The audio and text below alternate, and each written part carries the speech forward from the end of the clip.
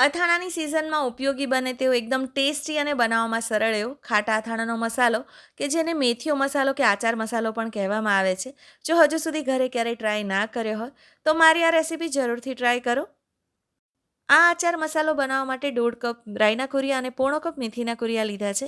તમારે મેથીના કુરિયાનું માપ વધારે ઓછું કરવું હોય તો કરી શકાય, પરંતુ આ માપ પ્રમાણે એકદમ પરફેક્ટ ટેસ્ટ આવે છે અને એકદમ સ્વાદિષ્ટ બને છે.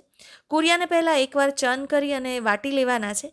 આખા પણ લઈ શકાય, બહાર જે મસાલો મળે છે તેમાં આખા મળતા હોય છે, પરંતુ ઘણીવાર અથાણામાં અથવા તો તમે એકલો આચાર મસાલો જ્યારે યુઝ કરતા હોય ત્યારે ખાવામાં આવે છે ત્યારે સ્વાદ સારો નથી લાગતો.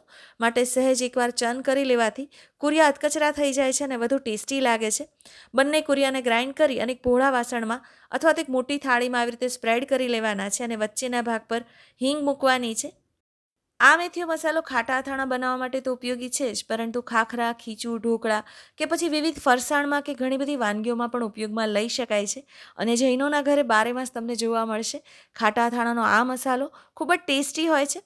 બધું સરસ રીતે આવી રીતે સ્પ્રેડ કરી લેવાનું છે. ત્યારબાદ 1 કપ શીંગ તેલ લીધું છે, તેને પ્રોપર ગરમ કરી લેવાનું છે. ગરમ થયા બાદ તેને તમારે કુરિયા અને હિંગ ઉપર રેડી દેવાનું છે અને ઢાંકણ ઢાંકી 1 કલાકનો રેસ્ટ આપવાનો છે. કુરિયા અને હિંગને મિક્સ નથી કરવાના, ઉપરથી તેલ રેડી ઢાંકણ ઢાંકી દેવાનું છે. 1 કલાકનો રેસ્ટ આપ્યા પછી તેમાં હળદર, 4 કપ લાલ મરચું ઉમેરવાનું છે. મેં અત્યારે બધું કાશ્મીરી મરચું લીધું છે. તમારે જો આ મસાલો થોડો તીખો જોઈતો હોય તો તમે 3 કપ કાશ્મીરી મરચું અને 1 કપ તીખું મરચું પણ લઈ શકો. મેં અત્યારે તીખાશ મીડિયમ રાખી છે, માટે કાશ્મીરી લાલ મરચાંનો ઉપયોગ કર્યો છે. ત્યારબાદ 1.5 કપ શેકેલું મીઠું એડ કર્યું છે. કડાઈમાં મીઠાને ગરમ કરી ઠંડુ કરી લીધું હતું અને પછી ઉપયોગમાં લેવાનું છે. આવું કરવાથી મેથીઓ મસાલો આખું વર્ષ સરસ રહે છે અને અથાણું પણ સારું રહેતું હોય છે, બગડતું નથી. બધું સરસ રીતે મિક્સ કરી લઈશું. 1 કલાકનો રેસ્ટ આપવાનો છે અને તમારો આચાર મસાલો છે તે સર્વ કરવા માટે અને ઉપયોગમાં લેવા માટે તૈયાર છે. તૈયાર કરેલા આ આચાર મસાલાને સાફ કરેલી કાચની બરણીમાં ભરી આખું વર્ષ બહાર સાચવી શકાય છે અને ઉપયોગમાં લઈ શકાય છે. તો આ અથાણાની સિઝનમાં બહાર મળતા આચાર મસાલાનો ઉપયોગ ના કરતા અને મારી રેસીપી જરૂરથી ટ્રાય કરો.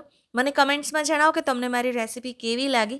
જો તમને મારી રેસીપી પસંદ આવી હોય તો તમારા ફેમિલી અને ફ્રેન્ડ સાથે જરૂરથી શેર કરો.